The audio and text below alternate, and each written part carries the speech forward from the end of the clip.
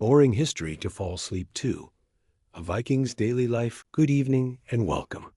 When we think of the Vikings, our minds fill with the clash of swords, the prows of dragon ships crashing onto foreign shores, and the sagas of warrior kings. But tonight, we're going to let those stories drift away. Forget the epic raids and float away with us to the surprisingly peaceful reality of everyday Viking life. We're going to explore the gentle, quiet rhythms of the farmstead, the steady work of the seasons, and the daily tasks inside the communal longhouse until you fall fast asleep. So find a comfortable position. Close your eyes, take a slow, deep breath, and let's begin our journey to a quieter time. If you enjoy these quiet journeys into the past, a simple like or subscribe helps our channel continue to create these moments of peace for you. We appreciate your support. Now, let your mind settle and let the world outside fade away. Part 1. The setting, the gentle world of the North. Let's begin not with a person, but with the land itself. Picture the coastline of ancient Scandinavia, a world carved by ice and time. Deep, tranquil fjords snake inland, their dark waters mirroring forested cliffs. The air is cool and tastes of salt and pine. The only sounds are the gentle lapping of water and the distant cry of a seabird. This world was governed by two great forces, summer and winter. The Viking year was counted in these two seasons that shaped every part of life. A person's age was not measured in years, but in the number of winters they had survived. Imagine the summer. The sun hangs high in the sky for long, luxurious hours.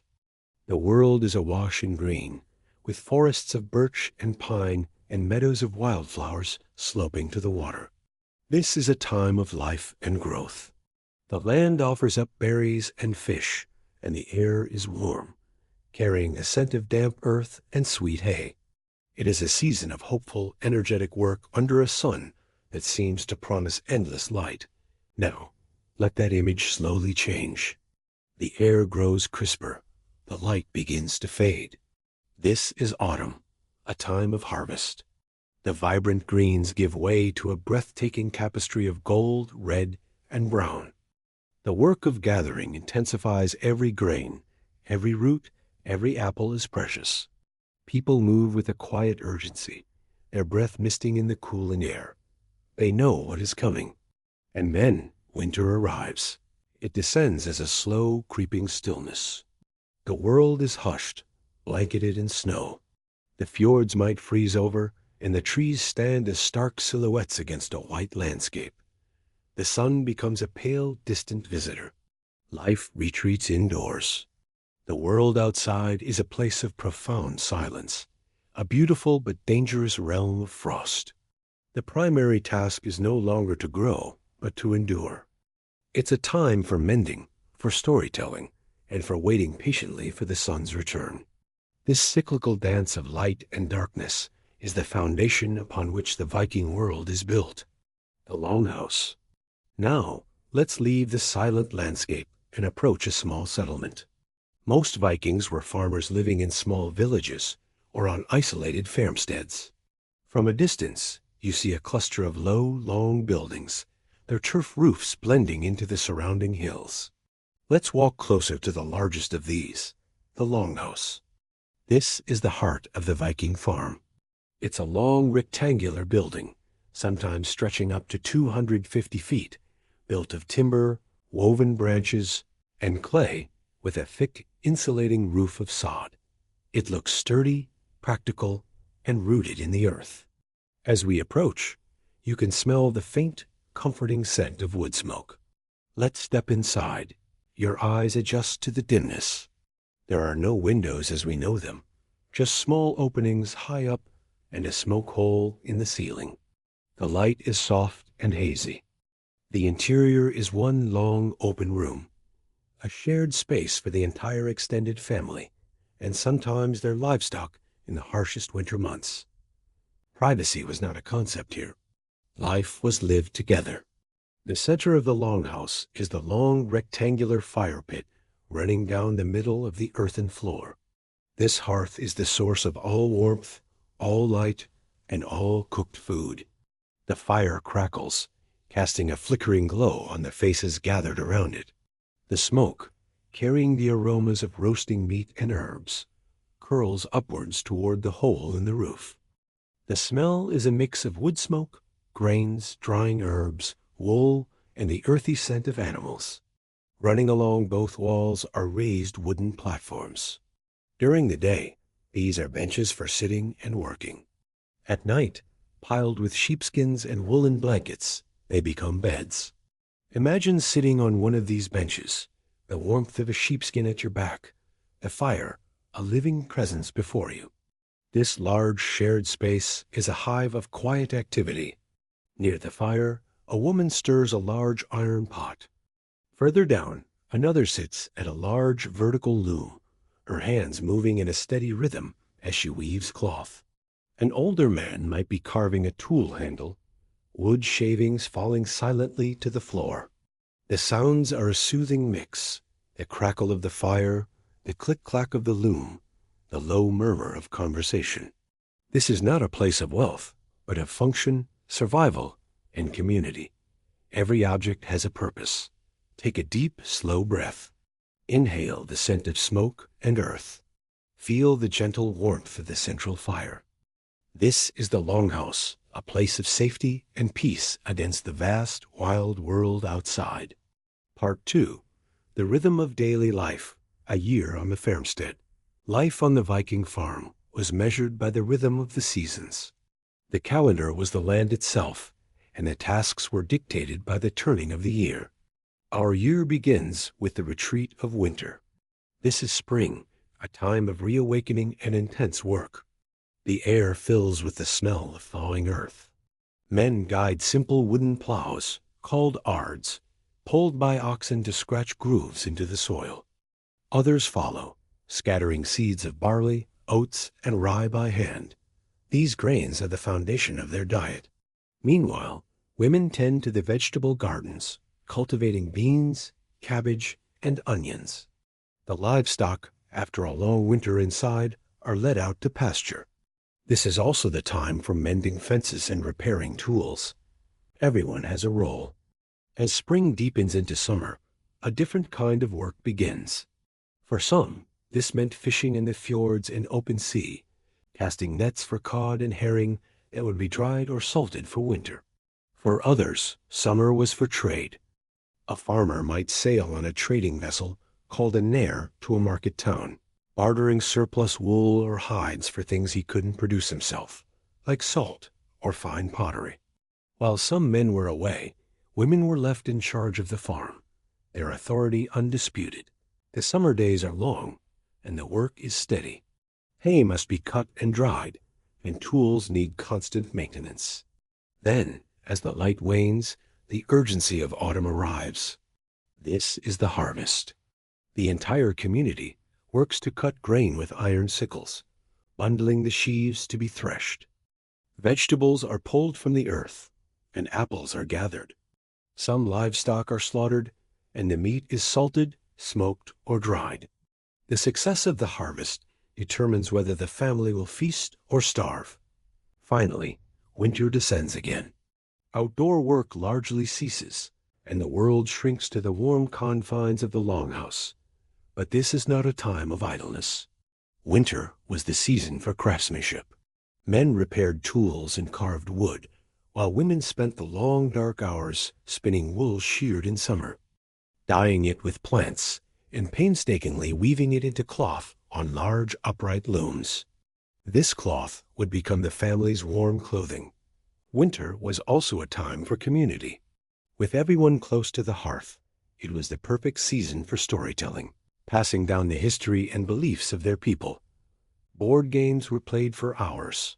And so the year turns, a slow and steady wheel of labor and rest, planting and harvest, light and dark. A day in the life. Let's zoom in from the sweep of the seasons to the routine of a single day. The day begins in the pre-dawn gloom of the Longhouse, as the woman of the house coaxes the embers back to life.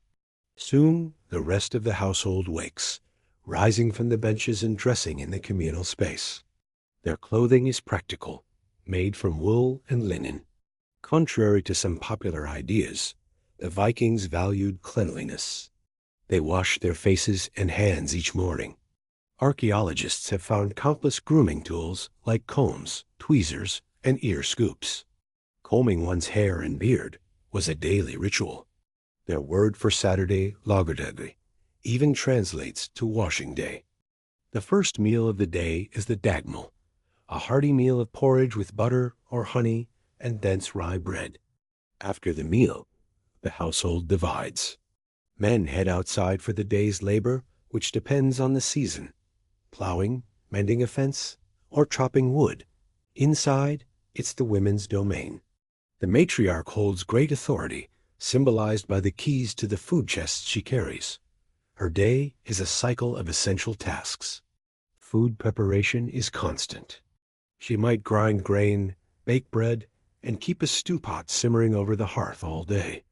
Alongside cooking, making textiles is her other major duty. If not weaving, she is spinning wool or mending clothing. She oversees the children, who learn their future roles by helping her. As the day wears on, the work continues at its steady pace. In the late afternoon, the men return. The second and final meal of the day, the natmal, is served as dusk falls. This is the main meal, and the whole family gathers around the fire for a stew rich with grains, vegetables, and perhaps some fish or meat. The evening is for winding down, lit only by the flickering hearth. This is when stories are told and news is shared. People continue with quiet handiwork, whittling a spoon, spinning thread until sleepiness takes over. One by one, the family settles down on the benches, and the longhouse grows quiet, ready to begin the same cycle when the first light returns. Part 3. The Quiet Mind of the Viking. Beliefs and the Afterlife. Their beliefs were not in holy books, but were woven into daily life through myths told during long winter nights. These stories were how they made sense of the world. Let's begin where they did, in a vast, empty void. To the north was ice, and to the south was fire. Where they met, the first being emerged, a giant named Ymir, nourished by a cosmic cow named Adamla. The cow licked the salty ice, freeing the first of the gods, whose grandson was Odin. Odin and his brothers slew Ymir and formed the world from his body. Ymir's flesh became the earth, his blood the seas, his bones the mountains, and his skull the sky. It was a practical creation story. From chaos, order, and life could be made. The world they created was not one realm, but 9, all held in the branches and roots of a colossal ash tree called Yggdrasil, the World Tree. At the top was Asgard, home of the gods. In the middle was Midgard, our world, and below were other realms. The gods were relatable, with flaws. There was Odin, a restless seeker of wisdom, who sacrificed an eye for knowledge. There was Thor, his son, the mighty protector armed with his hammer, Mjolnir. And there was Loki, the clever and unpredictable trickster. The Viking view of fate, or word, was powerful. They believed a person's destiny was spun at the beginning of time. This didn't lead to inaction, but to a focus on meeting one's fate with courage and dignity.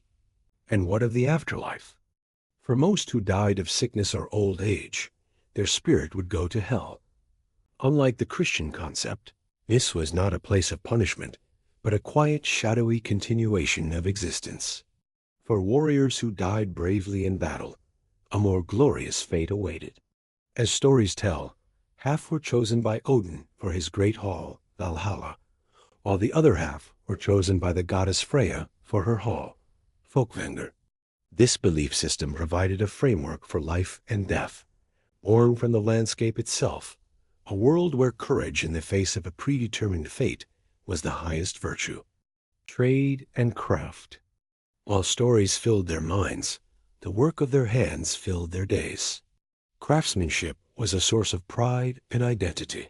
The ability to transform raw materials into objects of both use and beauty was deeply respected. Imagine the blacksmith, his workshop dark and smoky. The forge glows, and the rhythmic ring of his hammer on hot iron is a constant sound in the village.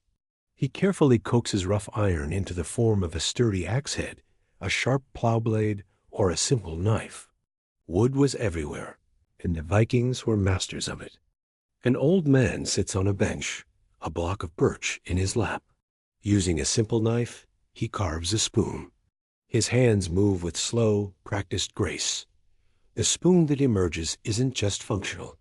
Its handle might be carved with an intricate knotwork pattern, bringing beauty into everyday life. These same skills were applied to their ships, masterpieces of woodworking. Builders shaped huge oak planks, riveting them together to create a hull that was both strong and flexible. While some ships were warships, many were broader vessels called nares, designed for trade. These ships were the backbone of a vast trading network that connected Scandinavia to the world. A Norse farmer might trade his woolen cloth for silver, silk, or spices from distant lands. From the weaver at her loom to the merchant weighing silver, Viking life was defined by the patient, skillful transformation of the world around them. Part 4. The Journey to Sleep. And so, our journey through the quiet world of the Vikings comes to a close. The fire in the longhouse has burned low, its embers glowing like sleeping red eyes. The sounds of work have faded, replaced by the soft breathing of a household at rest. Let go of the images of warriors. Instead, let your mind drift back to the gentle, steady rhythms we've explored. Picture the farmer walking his fields in the soft morning light. See the woman at her loom, her hands weaving warmth and color into her family's life. Remember the comforting scent of wood smoke in the longhouse, a place of community and safety. Hear the low murmur of stories told around the hearth, tales that gave meaning to the world. Feel the profound peace of a life lived close to the earth, a life of hard work, simple purpose, and deep community. The Viking was a farmer, a craftsman, a storyteller. Their world was one of making and mending, of honoring the cycles of nature and the bonds of family. It was a life built not on chaos, but on the steady, dependable rhythm of daily tasks. It was a deeply peaceful existence.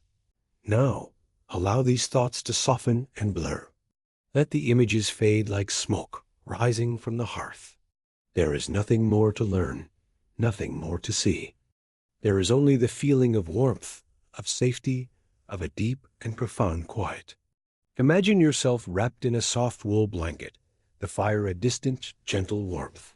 Outside, you can hear the faint, whispering sound of the wind moving through the tall pine trees. Or perhaps as the gentle patter of a soft rain beginning to fall on the thick turf roof above you, a soothing, rhythmic drumming that promises a deep and restful sleep. There is nothing to do now but listen to the quiet sounds of the night, the gentle crackle of the last embers, the soft sigh of the wind, the steady, peaceful rhythm of the rain. Let each sound pull you deeper into a state of complete relaxation. Your body is heavy and comfortable. Your mind is quiet and still. Let the gentle darkness of the longhouse envelop you. Let the ancient peace of this forgotten world carry you into your dreams. Rest now, sleep now,